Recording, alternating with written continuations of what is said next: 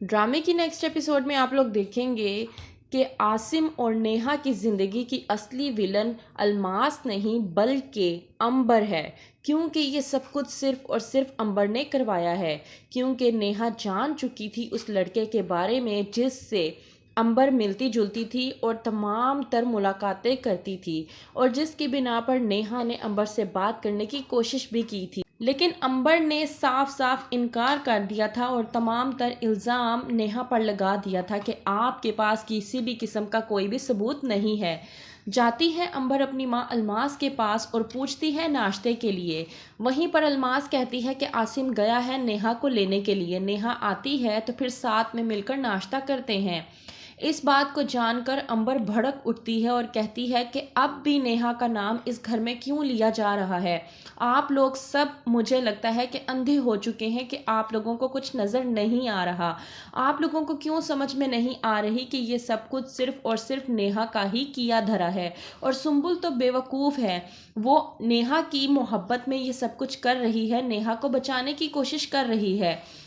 वहीं पे अलमास कहती है अंबर से कि मुझसे आकर सुंबुल ने बात की थी और मुझे कहा था कि वो नेहा से माफ़ी मांगने के लिए जाना चाहती है और मैंने उसे इजाज़त दे दी है।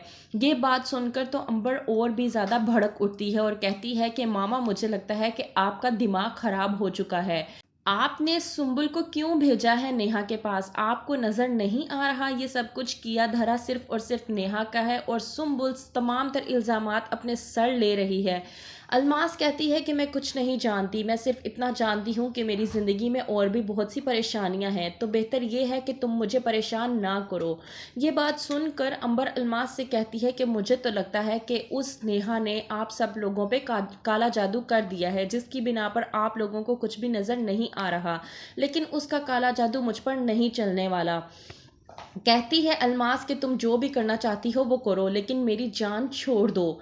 जाती है सुंबुल नेहा के पास और जाकर माफ़ी मांगती है और कहती है कि भाभी, ये सब कुछ मेरी वजह से हुआ है, आप प्लीज़ मुझे माफ़ कर दें। नेहा कहती है कि इसमें तुम्हारी किसी भी किस्म की कोई भी गलती नहीं है। सुंबुल कहती है कि आप किसी और का फ़ोन सुने ना सुने, कम से कम मेरा फ़ोन तो आप सुन लिया करें। और क्या एक शर्त होगी कि जिसकी बिना पर आप हम सब लोगों को माफ़ करने के लिए तैयार हो जाएंगी। फिर कहती है सुंबुल नेहा से कि हम लोगों को उस शख्स को ढूंढना चाहिए कि जिसने हमारे खिलाफ ये तमाम तस्वीर बनाई और ये तमाम तर साजिश रची है।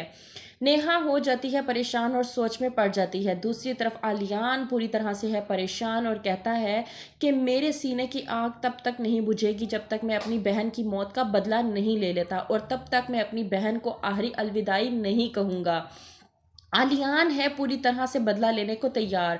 जब आलियान को पता चलेगा कि इन सब के पीछे है अलमास का हाथ, तो वो क्या करेगा अलमास के साथ, क्या नहीं। उसकी प्लानिंग ये होगी कि वो करेगा सुंबुल से शादी और उसी तरह से सुंबुल को टॉर्चर करेगा तरह उसकी बहन की ज़िंदगी बर्बाद हुई। तो क्या करेगा आलियान सुंबुल के साथ, जानने के लिए देखते रहिए ड्रामा सीरियल दाव।